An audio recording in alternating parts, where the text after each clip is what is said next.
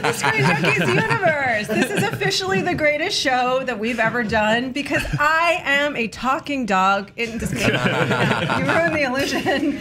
We have not only some of my favorite humans here today, and Dan Murrell, Spencer Gilbert, and Mr. Hal Rudnick. Hello. Thank you for being here. But Millie the Dog! Hello, Millie! Millie, yes. Hashtag Millie the Dog. Millie the Dog is here, and this is the greatest day ever. So we're going to find out what Millie has to say about the weekend box office and what she winked at me, what movies she wants to see this weekend. We have some fan questions. It's going to be the greatest show because we have a dog. So let's start with the Thanksgiving weekend box office showdown. Shall we, Millie? Yes, perfect. So basically, it's a two-way race at this point between Coco and Justice League. Justice League, Coco is being projected to make about $60 million. It's made $2.3 million on the preview night, which is about on par with Moana, and is greater than The Good Dinosaur, which was considered a bit of a disaster financially for Pixar. All of this in relative terms. So it's tracking to be at the conservative for Coco, you're looking at like 60, which could be closer to Justice League, 50, 60. But at the optimistic, it's like 70, so it would easily win the weekend. We have to mention that in the mix is that yesterday, Pixar boss John Lasseter announced that he was taking a 6-month leave amid allegations of inappropriate behavior and sexual harassment. So some people are actually saying they're going to boycott Coco this week. Do you think that's going to have an impact on the box office?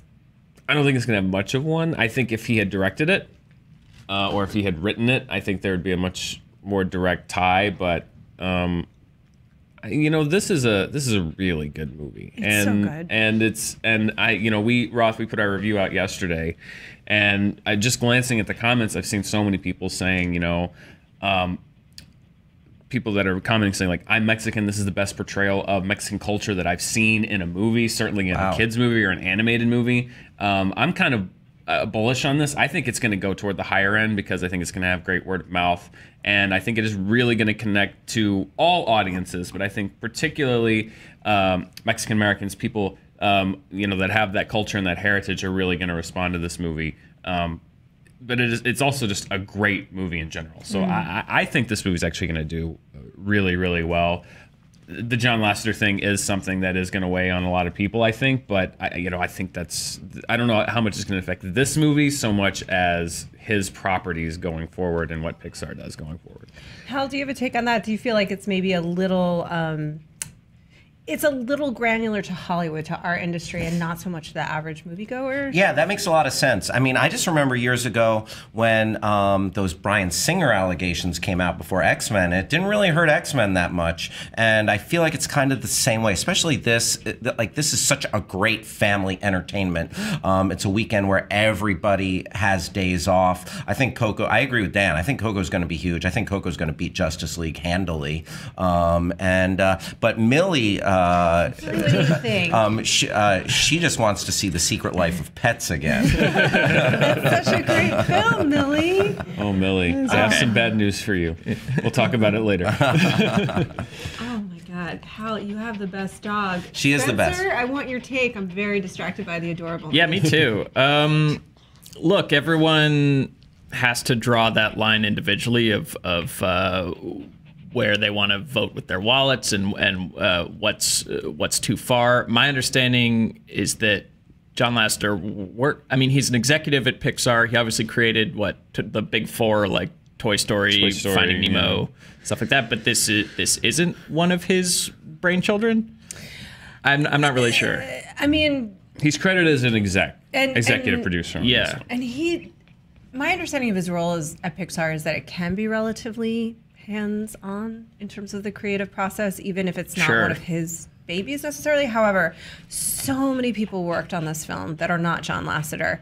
To Dan's point, it is a great movie, and those people deserve to have their work seen. Yeah, I mean, I'm not telling anyone what to do, and I understand that's kind of your... I think it has a great positive message, too. I mean, if it were Cars 3 or something, Cars 3 was okay, but it was much more of just an entertainment for kids and fast cars and zooming around, you know. But I really feel like I understand the dilemma that a lot of people have with this movie and John Lasseter in particular. But I really do feel that the positive message that this movie sends about understanding and family and understanding other cultures outweighs, you know, what's happening with John Lasseter. That it's an incredibly serious thing, and I think that Pixar's gonna have to take a really hard look at itself going forward. But I really do think that Coco has such a great message that, you know, I myself would endorse going to see it, because I really do think the good that this movie can do outweighs the questions surrounding John Lasseter at this moment, you know, with what we know. You're supporting. Look, again, it's everybody's individual choice, but to me, I guess my perspective would be to support that, to support the positive things that the movie can do and the people that worked on it, and versus, John Lasseter. It's like, how long would that then last? Would you not watch The Incredibles 2 and so forth? Yeah, I mean, are we going to flush every Miramax film down the toilet and never watch them again? Can we separate that? I mean, especially like with such a divisive time in this country as far as like Build the Wall and all that stuff, a film that celebrates this culture, that's something that, I want to give my $15 towards. Yeah, it's just such a bummer that it's Pixar. It's in the same vein of like Louis C.K., where it's like, oh, this person seems to understand the world on some level, and then they turn out to be crappy, and then to have like the brainchild behind Pixar be the same way. It's like, I don't know. I guess it just hits me harder than you know, your Steven Seagals of the world. Sure. Is there something out about this?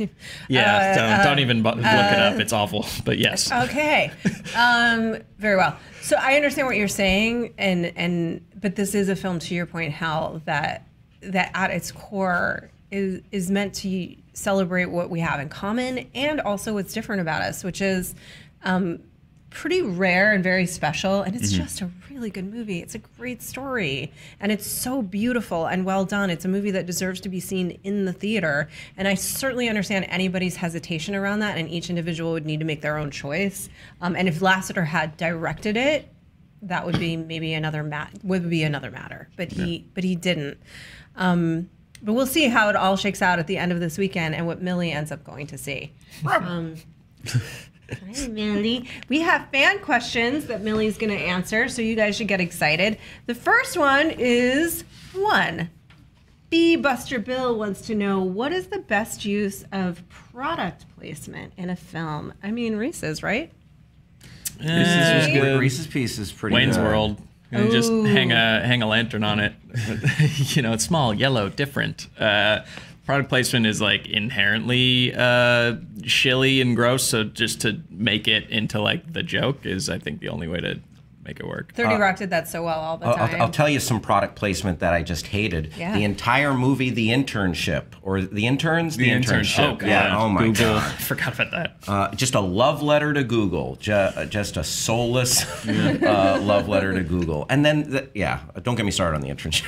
I kind of want to wind you up. There was one funny part of The Internship, I thought. One redeeming part that I remember. Will Ferrell in the mattress store. Yeah. It was really funny. That was good. Otherwise, I mean, Owen Wilson and Vince Vaughn do well together in R-rated movies. It wasn't R-rated. It just like it was. It lacked the bite, and they just looked really old and out of touch to be like, an email. What am I? What do you think I am, a nerd? It's like it was way too late for that movie to come out to have that attitude. Indeed. I haven't seen it, and I hope that's a moment. Do you have a best or worst? The one that comes to mind this year would be Krispy Kreme and Power Rangers. Oh, yeah. I don't quite know if they were self-aware about that or not. I don't know if it was brilliant or shameless or both. I always think about FedEx and Castaway. Man, I did a project on that when I was in college of just like finding, like, not just the fact that he worked for FedEx and he had FedEx boxes on the island. Like, if you go back and watch Castaway and just try to find all, like, he's flying home and there's napkins that say FedEx. He's at the airport and there's a plane behind him that says FedEx. Wow. It's like they were so good at getting FedEx into like every single scene. It's really an accomplishment. So you think it's well done? Well, it's a movie about a guy alone on an island, and they got constant product placement throughout the entire movie. That's pretty genius. That's pretty inventive. One more unforgettable product placement: Al Pacino and Jack and Jill. Oh, the Dunkachino. Dunkachino. Millie, do you want a Dunkachino? That made no sense. Millie, do you want this fake thing from the movie? That's for people? Yes, I do. Is it a sausage? Curious George asks, is this the best character? Yes, the actual monkey, which is exciting for us. Is this, he's getting into everything. That's how he does.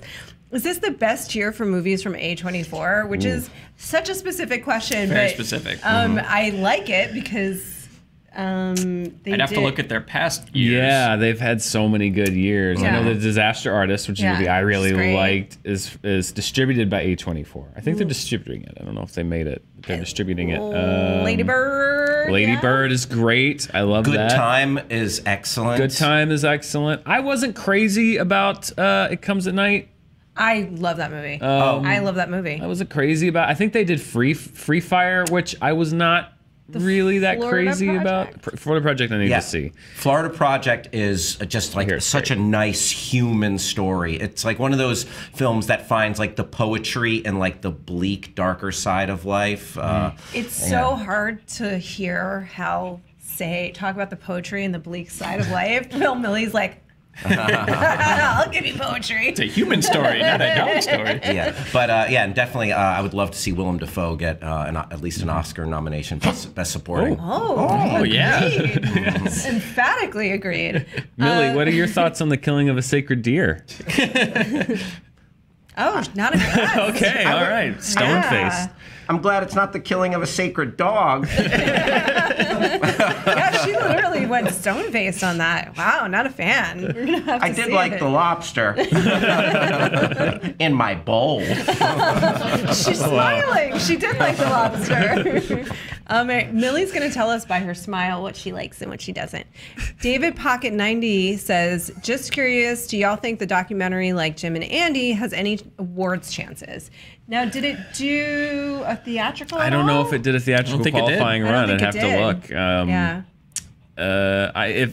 haven't seen it, but sure. I mean, I've heard it's great. Yeah, Billy's seen it. He loved it. Yeah. But I don't think it did a theatrical qualifying run, which means no. It's tough for a documentary like that though to compete with. Like I've seen, there's one called City of Ghosts that's about a very serious topic. That it's tough for a documentary like that to compete with the usual fare that you see in documentary feature, which generally tend to skew toward heavier subject matters. And supporting a cause as opposed to that film, which is a little bit of Hollywood patting itself on the back, or just an or just a Hollywood story. Yeah. It doesn't have that weight that a lot of other ones would. So I don't know. I'd have to see if it made that theatrical run. Maybe. I hope so. Fact check me. Did the Kids Days in the Picture get nominated and/or win? I'm almost positive it got nominated. I don't know if it won. Yeah. I think maybe it didn't win.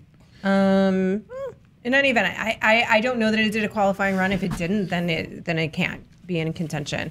Jace Sepulveda. Hey, are you in LA? Best non-superhero movie of 2017 so far. Hi, Millie. Slippery desk. Hey, baby.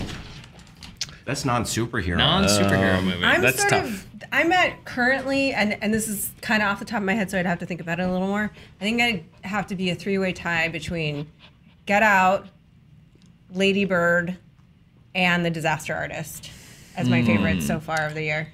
Yeah, I've got several. 3 Billboards Outside Ebbing, Missouri, which I just saw, is great. Yeah. I loved Lady Bird. I loved Ingrid Goes West. It's Such a good movie. I hate the what's your favorite, because it's so hard to pick. Like it could change based on the day.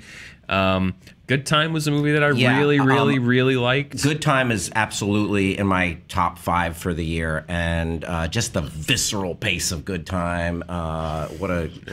Just a pleasant surprise. Robert Pattinson was so good in that. Yeah, he's made such interesting choices post Twilight. Do you have one? It might just be because I've seen it the most recently, but it's The Disaster Artist. So good. It's really good. It was better than I thought, and I thought it was going to be great. So definitely see that one. I mean, I love superhero movies, but like fair warning, because I'm sure I'll do I don't do it like a top 10, or I try not to. I try to do like, these are my 10 favorite movies of the year, but there's only one that I would even consider putting on that list right now, and that's Logan. Not that, and I know a lot of people would, I've done it before where I've left the superhero movies off completely, like, well, this was such a great movie. I'm like, it is, but it's... I mean, I think things are great. You're weighing things next to each other, yeah. and it's like, superhero movies can be great for what they are, but Logan for me would be the only one that I would probably consider putting in my top 10 for the year.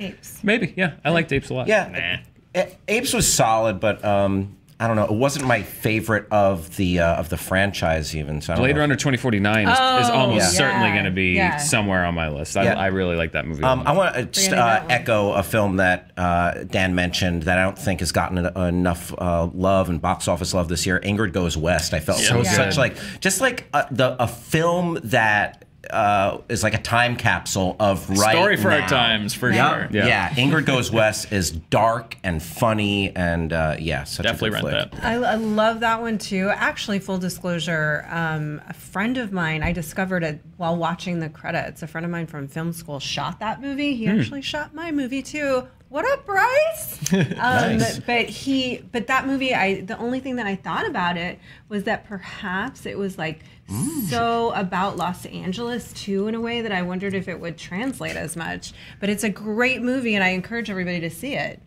It's funny that you do that with Millie, because that's exactly what I do with Hal when we're shooting the ScreenJunkies show. Every once in a while, I give him a treat. Yeah, like sometimes I'll get a little worked up, and Dan will give me a treat, and then I'll be like, all right, let's do another take. Max has been doing it lately. I've helped Max. Look at that smile. If you're not delighted looking at Millie, I don't know. I don't know. So being graphic. Oh, sorry. Daniel Street asks thoughts on net neutrality and the FCC. Dan? I mean, yes. Is anybody going to be like outside of the FCC itself? And if you are an executive at a telecom company, this is like the least popular thing in the world. I don't get it. We're just in hell world now, where this is even a thing that's being considered because nobody likes it.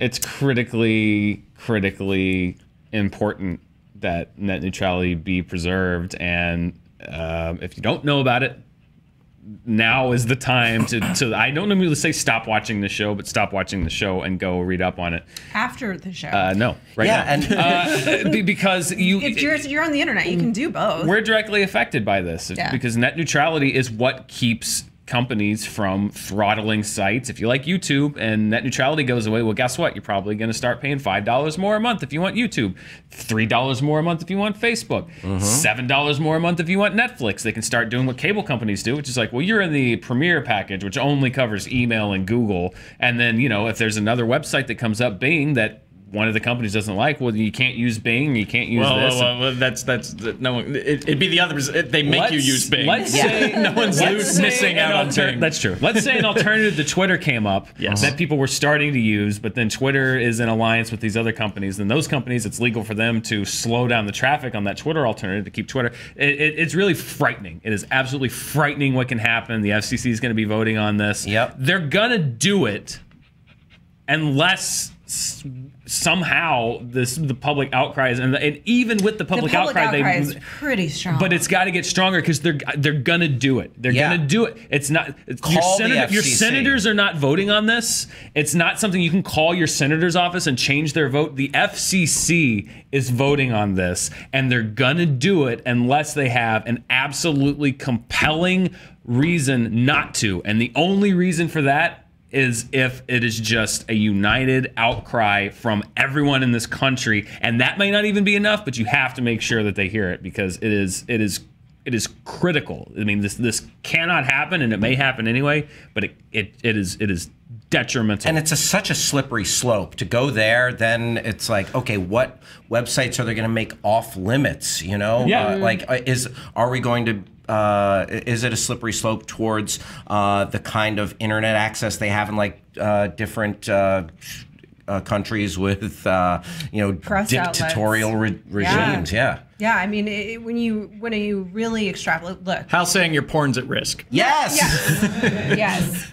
The porn will be fine if we're honest. No. Okay, probably not. Your porn is definitely a risk, but more importantly, perhaps, depending on your perspective, Spencer, is yes, certainly you're talking about companies taking advantage, overcharging, making it prohibitive to get the services that we're so used to.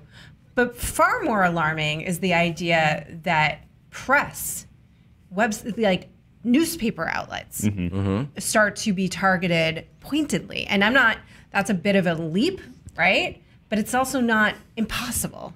Yeah, like let's say a very conservative news organization or someone has ties to more conservative leanings, and so they'll want to cut off your access to the HuffPost or something that's more liberal. Or if a more liberal-leaning company might want to cut off your access to your Fox News site or whatever, more conservative sites. Yeah, it could go either way. And either way is absolutely unacceptable in this particular democracy or any other.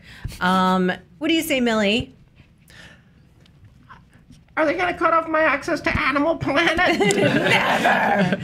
Okay, so Being Graphic asks, as Zack Snyder has produced another polarizing film for the DC film universe, do you cheeky monkeys, parenthetical looking at you, Roth, thank you, think it would be better for Patty Jenkins to take over the directorial responsibilities going forward? DC needs a solid win. Spencer, what do you think?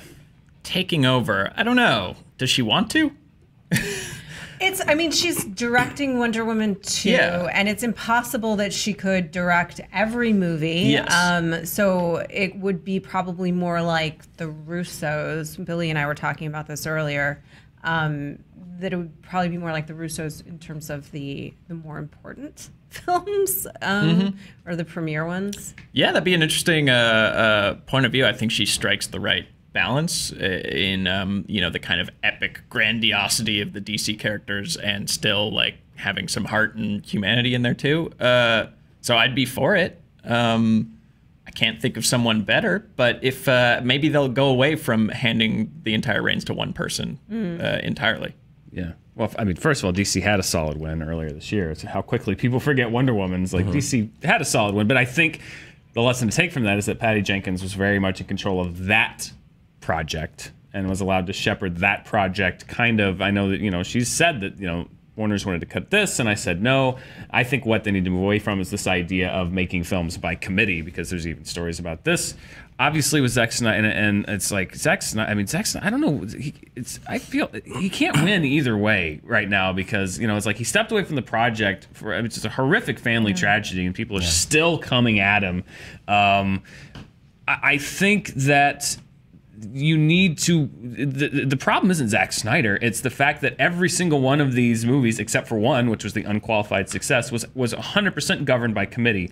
The Justice League, they already said Warner Brothers mandated that it be a 2-hour runtime. That obviously, to me, having seen the movie, was not in that movie's best interest for that movie to be 2 hours long. All the other machinations, we don't know what happened behind the scenes, but you can't govern by committee. I think that's Kevin Feige moved away from that after Age of Ultron, and Joss Whedon kind of took that role out as like the overseer, of doing Avengers and Age of Ultron. It's like you can't make a movie by committee, and I think that's what so many of these have been. But I don't think that's been the case. Aside from Justice League, like Man of Steel, BVS, like those were his babies. Suicide Squad was made by committee. Yes, 100% made by committee. For Justice League was made by committee.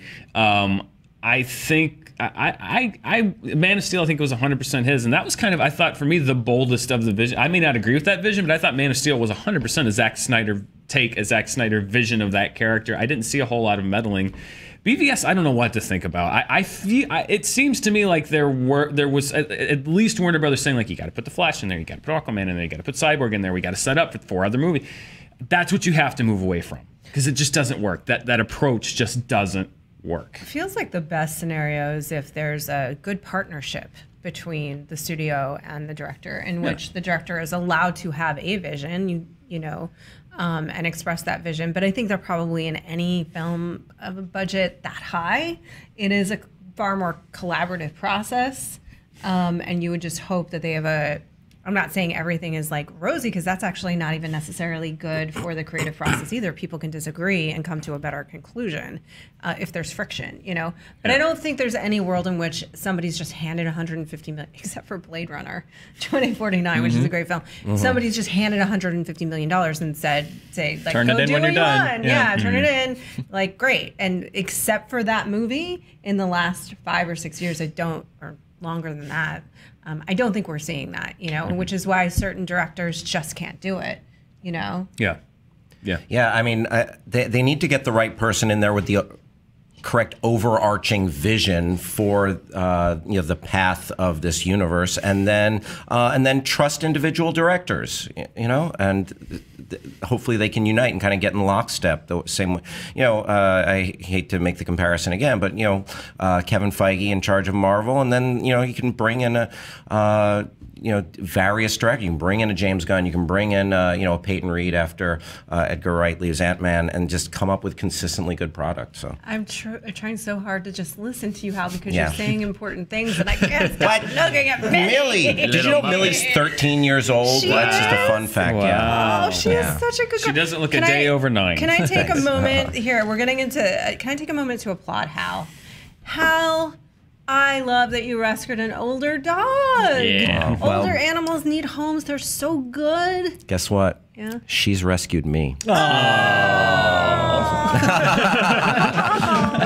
love that she looked right into the camera after you said that. Yeah. Did you seek out an older dog? No, I didn't. I just wanted a dog that would be not a huge barker, because I live in an apartment, and a dog that was not going to make all sorts of messes. And she is perfect. I've had her for about three plus weeks. She hasn't made one mess in the apartment. Wow. She's a perfect pup. She likes to poop and eat and sleep, and she's affectionate. Those are dog things to Just do. like me, Yeah. We all love all of those things. So that actually brings me to our next question, which is Jenny B asks, what are you most thankful for this year?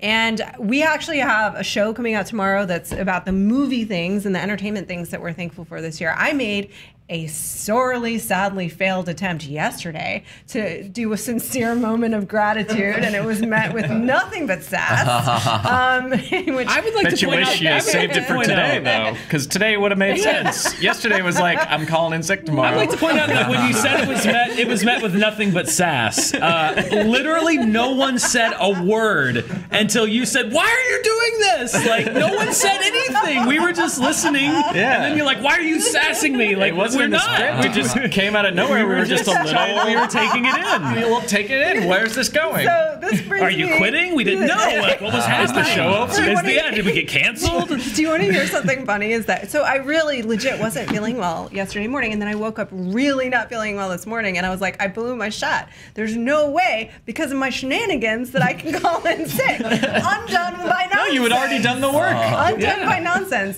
JT and I were planning to call in sick, and now it's all over. I'm sorry, I ruined it for us both, JT. But my boyfriend yesterday on the car ride home was like, because he listens to our show when he's at work, and he was like, babe, are you dying? Or like, did you get a new job? Is there something you want to tell me?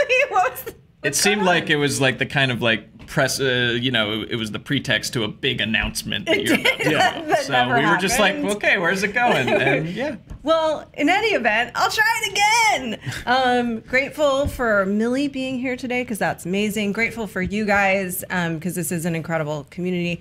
Everybody that you guys don't see on camera, Max, Billy, Ryan New Parker. JT, of course, is killing it. I eventually want him just to give his Justice League review in the lower thirds, like the entire show, but he just keeps refusing to do it.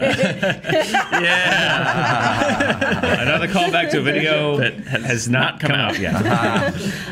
More grateful. I've always admired and respected my colleagues here, but more than ever, grateful for and to them this year and looking forward to the future. And I love that we can sass each other and give each other shit because it's like working with your brothers. That's what it feels like sometimes, which is great and amazing. Grateful that Hal Rudnick is here today. You know, grateful to have food and shelter and the basics. Does that take it to a dark place? So many things to be grateful for. You, Hal? Well, I mean, you mentioned she's grateful for treats. I'm grateful for, I mean, we forget the basics and we take it for granted, but like if you have your health or if you're relatively healthy, that is something to definitely be thankful for. And, you know, I'm thankful this dog is in my life, and, you know, I'm thankful for, you know, friends, and, I have a new lady that I've been dating, and I'm thankful for her. And I'm thankful for you guys, the folks at this table. This is the greatest show we've ever done. And the ScreenJunkies community. Like, it's no secret that, like, you know, we went through a tough time, but like without just the perspectives and the thoughtful handling of everything of the people that I'm sitting around right now, and our fans and the people who are behind the camera and throughout this office, we couldn't have come through the way we did and work to rebuild what we have, and very thankful for that. Yeah, that's what I was trying to say. Is what Hal said. He did it. He did it correctly. He did it correctly. I heard Spencer, you. what about you? Yeah, can't top that, man. Okay. You know what? Thank you. That's like, you know, when, like at the Oscars, when someone's just like, you know what? Bam, here's my speech. Yeah. In and out. Thank you to the Academy. Dan? Oh. You guys really covered it all. Like, it's not been the best year. All around sometimes, and it's just important to have people in your life who are supportive, and that's friends, that's family, that's my girlfriend, that's a lot of people here too. It's you know, it's a privilege. It is a privilege to have that, because not everyone does. So Yeah. Well, I'm grateful for every. Yeah. Okay. Oh my God. Can I hold got her? her? Can I hold her? Yeah. Okay. Hal, you might have to host from here on out. Yeah, Hal, you have to put your host hat on. Yeah. Take it from here. Okay, are we going to go with some more questions from the folks, or is that should we wrap it up? I think we should probably wrap it up with. Yeah. Oh, I got lipstick on her little head. That's okay. I really did. I'm so sorry. Uh-oh. She's got no pink head. She's got no pink head. Millie, where'd that lipstick come from? You have some explaining to do. Yeah, let's wrap it up with. I think that was the perfect way to wrap it up. We really are so really grateful, and for you guys sticking with us and being patient with us as we figure it out. And dealing with my shenanigans and my nonsensory, all of you. It's been fun. It is fun. I'm so happy to be holding a dog right now. This day isn't going to get better, so I'm going to end it right there. Have a happy holiday if you're here in the U.S. If you're not here, thank you, Hal. Yes. If you're not here in the U.S., have a happy next few days. We will have some pre-taped videos coming out, and if you can guess when we tape them, there's a prize in our affection. Thank you. Bye. Millie, say goodbye. Millie, say goodbye.